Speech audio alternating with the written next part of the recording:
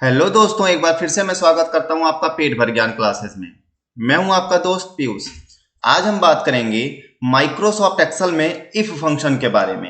If function क्या होता है, कैसे लगाए जाते हैं, कितने तरीके से इसका इस्तेमाल होता है, आज मैं यही आपको क्या करने वाला हूं, बताने वाला हूं। चलिए देखते हैं।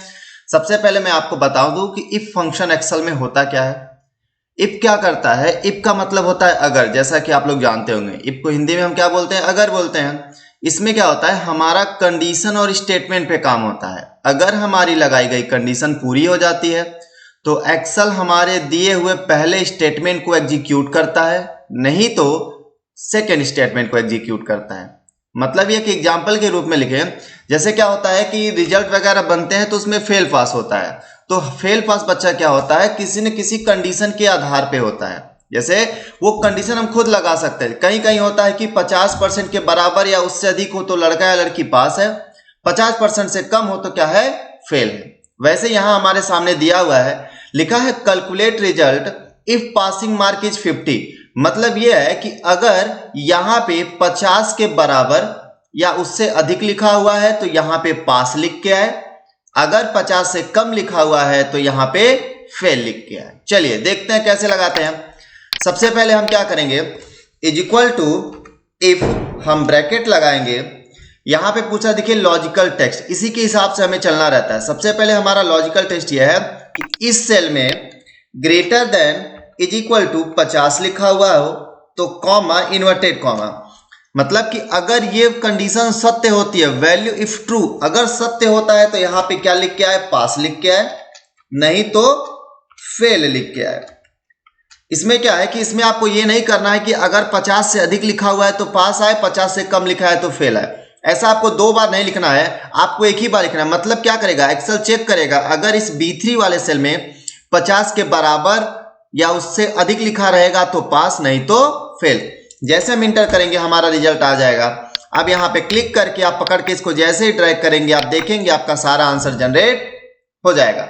वैसे हम यहां पे भी कर लेते हैं, इज इक्वल टू इफ, अगर इस सेल में greater than is equal to 30 लिखा हुआ है तो क्या हो जाए, पास लिख के आ जाए, नहीं तो फेल लिख के आ जाए। अब देखिए, अब फिर पकड़ के इसको आप ड्रैग कर दीजिए, देखिए हमारा सारा आंसर जनरेट हो जाएगा। फिर उसके बाद यहां इज इक्वल टू इफ, अगर इस सेल में greater than is equal to 45 लिखा हुआ है तो पास लिख के आ जाए, नहीं तो फेल लिख के आ जाए। देखिए यहां पे भी हमारा आंसर आ गया। अब इसको हम ड्रैग कर देंगे तो हमारा सारा आंसर क्या होता है, जनरेट हो जाता है। ऐसे ही अगला एग्जांपल जो हमारा है वो हमारे सामने ये है। हमारे सामने कुछ नाम है, डिपार्टमेंट है, जिनकी सैलरी हमें निकालनी है। क्वेश्चन नीचे दिए हुए हैं, लिखा है define salary for the following DEPT, मतलब डिपार्टमेंट। PUR का मतलब परचेज है। अगर यहां पे PUR लिखा हुआ हो तो यहां पे सैलरी आए 6000, नहीं तो क्या है, अगर सेल लिखा हुआ है तो यहां पे सैलरी आए 4500। तो हम लगाते हैं इज इक्वल टू इफ, अगर। अब यहां पे हम आपको एक चीज बता रहे हैं, थोड़ा ध्यान दीजिएगा। जैसे क्या है कि जब हमारी कंडीशन नंबर से रिलेटेड होती है तो हमारा जो नंबर होता है वो क्या होता है, अधिक होता है, कम होता है, बराबर होता है। लेकिन जब हमारा कंडीशन टेक्स्ट से रिलेटेड होगा तो टेक्स्ट केवल क्या होता है, बराबर होता है, अधिक कम नहीं होता है। इसीलिए जब भी हम क्या करेंगे, टेक्स्ट से रिलेटेड कंडीशन लगाते हैं तो वहां पे इज इक्वल टू लगाते हैं। जैसे यहां पे कह रहा है कि अगर इस सेल में PUR लिखा रहा है तो PUR मतलब परचेज अधिक कम तो होगा नहीं, तो वहां पे हम इज इक्वल टू लगाएंगे। अगर यहां पे PUR लिखा रहे तो यहां पे सैलरी 6000 आए, नहीं तो 4500। मतलब अगर PUR लिखा हुआ एक्सेल को मिलता है B2 वाले, मतलब इस सेल में, तो 6000 रिटर्न करेगा, नहीं तो 4500। जैसे हम इंटर करेंगे हमारा आंसर आ जाएगा।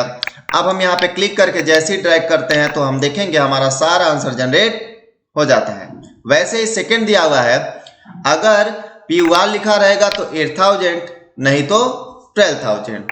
अब इसको कैसे करेंगे, फिर वही इफ, अगर इस सेल में PUR लिखा रहेगा तो सैलरी आ जाएगी 8000, नहीं तो 12000। हम करेंगे ब्रैकेट बंद और इंटर करेंगे तो हमारा आंसर क्या होगा, यहां पे जनरेट हो जाएगा। तो ये था इफ का इस्तेमाल। ऐसे अभी इफ के बारे में और हम आपको बताने वाले हैं, वो अगली वीडियो में हम आपको बताएंगे।